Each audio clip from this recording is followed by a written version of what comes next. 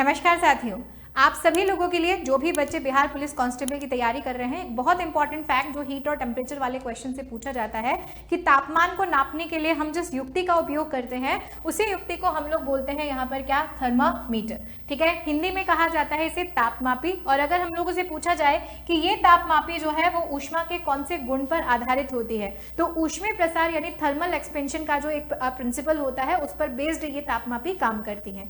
कितने प्रकार की होती है? तो पहली होती है द्रव्य तापमापी, जिसमें लिक्विड के फॉर्म में जो है वो पारा या अल्कोहल का यूज किया जाता है। अगर यहाँ पर पूछे कि पारा जिसमें यूज किया जाता है उसकी टेम्परेचर रेंज कितनी होती है, तो पारे वाला जो थर्मामीटर होता है वो 30 डिग्री से 350 डिग्री सेल्सियस तक के टेम्परेचर को नाप सकता है। बट अगर इसी थर्मामीटर में अल्कोहल का यूज किया जाए तो अल्कोहल लोएस्ट टेम्परेचर के मेजरमेंट में काम आता है, यानी -40 डिग्री सेल्सियस से 110 डिग्री सेल्सियस के टेम्परेचर को मेजर कर पाएगा। डॉक्टरी तापमापी की अगर हम लोग यहाँ पर बात करें, जिसे हम लोग क्लिनिकल थर्मामीटर यहाँ पर बोलते हैं, तो इस क्लिनिकल थर्मामीटर की जो परास होती है वो 35 डिग्री सेल्सियस से 43 डिग्री सेल्सियस होती है।